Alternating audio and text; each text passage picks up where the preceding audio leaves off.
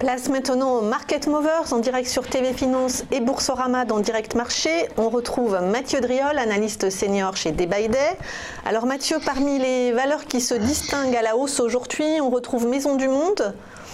Oui, très belle progression ce matin à plus 7,33. Alors le titre avait effectué début avril un excès baissier sous le support majeur à 29,75 et depuis il est animé d'une velléité haussière assez impressionnante, une très forte jambe de hausse jusqu'à 33,50, quelques jours de consolidation à plat. Et ben ce mouvement reprend de façon très dynamique en direction des résistances à 37,40, puis après ce seront les sommets historiques aux alentours des 40 euros. Le mouvement est vraiment puissant et sans retour. Maison du Monde qui a annoncé ce matin, donc j'imagine que c'est ça qui fait monter le cours, l'acquisition d'une entreprise aux États-Unis. Ce qui est sa première implantation aux États-Unis. Ouais, ça a l'air d'être bien apprécié en tout cas. Parmi les hausses également, Eramet. Alors Eramet, on ne présente plus sa tendance haussière extrêmement puissante depuis la phase de plat entre janvier et avril. Les cours sont repartis de l'avant dans une jambe de hausse spectaculaire de 105 à quasiment 170 il y a quelques jours de cela. Un petit peu trop vite a priori, on a consolidé après revenant créer un support à 138,10. Depuis ce niveau, eh bien, la tendance semble se relancer. Plus 4,52 ce matin à 157,30. Donc résistance 169,18. Puis après, ça sera un niveau de 2011 à 187,60. Il faut voir que ce mouvement est vraiment très très puissant. Alors prudence en revanche sur Air France qui a publié ce matin un résultat net et a annoncé un creusement de ses pertes au premier trimestre et a revu en baisse ses prévisions de résultats opérationnels sur l'exercice. C'est toujours une dynamique baissière sur Air France. Depuis le début de l'année, on cotait aux alentours des 14,50. Ce matin, à moins 5,57, elle vaut 7,87.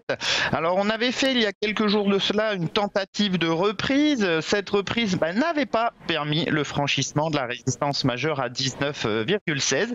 La dynamique était donc toujours baissière, ce qui se confirme ce matin avec cette accélération nouvelle. Les prochains supports sont à 7,63, mais on y est quasiment déjà. Puis après, ça sera 6,88 et 6,36. Vous voyez, ce sont ici des niveaux de 2017. On est vraiment sur un mouvement là aussi très puissant, mais à la baisse. Prudence aussi sur le secteur bancaire avec BNP Paribas qui a publié ce matin un résultat net en baisse de 17% au premier trimestre à cause notamment des effets de change négatifs sur l'euro-dollar. Ça plaît pas beaucoup sur les secteurs bancaires. BNP donc avait fait un beau rebond depuis un niveau majeur à 58,40, s'enroulant autour de sa résistance majeure à 63,70. Vous voyez, petit excès il y a 2 jours de cela vers 64,30. La problématique ici, c'est que cette moyenne mobile à 200 périodes qui était ascendante a été cassée et devient maintenant résistance. On assiste donc à un véritable retournement à plus long terme. Vous voyez, une impulsion haussière, une zone de distribution assez volatile et puis ce gap baissier pourrait être un gap de début d'impulsion, de mouvement à moyen terme. Donc le risque ici, c'est d'aller relativement rapidement vers 58,42 et peut-être de casser ce niveau vers 56,30 et de dégrader complètement la tendance du titre qui basculerait à baissière. Donc méfiance, peut-être au début d'une nouvelle phase de baisse qui pourrait être elle aussi assez dynamique. Enfin, Société Générale qui a publié un résultat net trimestriel en hausse de 13%, mais cette hausse est uniquement liée à une baisse de provisions sur créances douteuses et ne reflète pas la baisse de l'activité. Ouais, ça plaît pas non plus. Moins 6,39 pour le titre bancaire qui est actuellement à 42, juste au-dessus de ses précédents points bas de décembre. Là, on voit aussi, vous voyez, le retournement de cette moyenne mobile à 200 périodes qui d'ascendante a été cassée et devient maintenant résistance. Là aussi, sur le titre, on est sur une lecture en impulsion, zone de distribution, et puis ce gap qui pourrait, vous le voyez, faire écho à celui ouvert en novembre, qui avait provoqué une forte accélération baissière, ça risque d'être le cas, et la création d'un nouveau plus bas dégraderait considérablement les perspective, on va dire, sur le titre.